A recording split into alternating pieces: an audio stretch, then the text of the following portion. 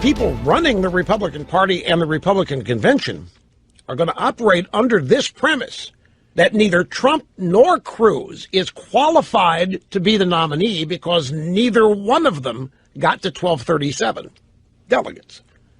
It's a story about how we're not going to award the nominee who gets the most delegates if he's short of 1237. The rule is the rule, and it's always been the rule. You got to get a majority, which is 1237, and if you don't, we're not bending the rules to give you the nomination. You've got to get there. And if you don't, then it's contested. Okay, fine.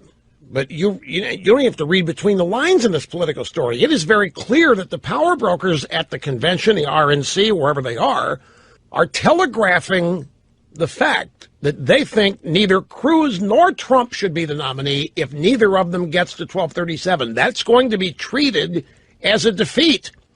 Wait. Did we just hear something that shocks anybody? Did the conservative radio icon just spit out a few lines that will make Republicans swoon and find themselves suffering an attack of the unexpected vapors when it comes to their 2016 nominee? Of course not. There is not one shred of discernible doubt that those in charge of the grand old party are doing and will do their absolute finest to see that neither Donald Trump nor Ted Cruz ever sniff that coveted nomination. I mean, if you believe for 1 second the Republican Party is not heading head-on into a brokered, open, contested, whatever you want to call it, convention, oh, you, my friend, you must be mad.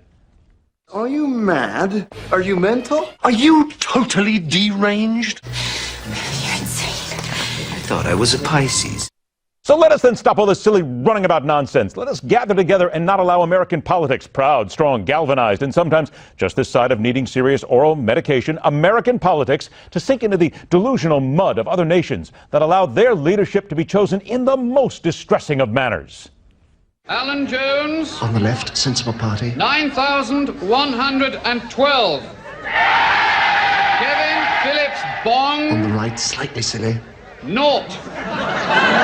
Sarquin, Fim, Tim, Lim, Bim, Wim, Bim, Limbus, Stop, Fatang, Ole, Biscuit Barrel. Silly. 12,441. And so the silly party has taken Luton. That is most certainly not America, not what our founding fathers had in mind, not how we as the greatest country on earth seek to choose our leaders in a time of crisis. Bring it on! Bring on the contested convention. Let's settle this one like Americans.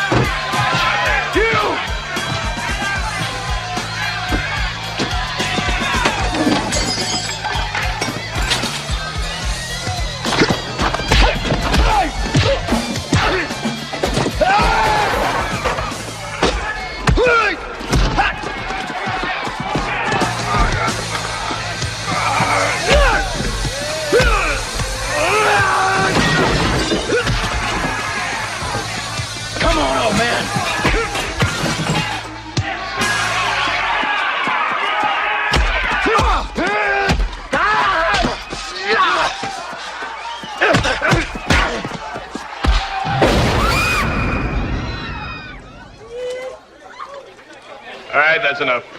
Oh, no, it's not. At this time in our evolution, a contested convention is exactly what is desperately needed. Enough of this ridiculous whining and crying and badgering back and forth about outdated rules, outmoded methods of voting, this nickel and diming of a few delegates here, a few more sprinkled over here for good measure. Let us embrace the chaos. Stop feeding the various political narratives who tell us this is bad for Republicans. Let's get about the business of taking a good old-fashioned ball-peen hammer to the GOP and then fashioning a party that can win without embarrassing itself at every single turn. Hey, you want to play lumberjack, learn to handle your end of the log, okay? Let the best man win without threats of lawsuits or using hammerhead operatives to shred lies about the opposition.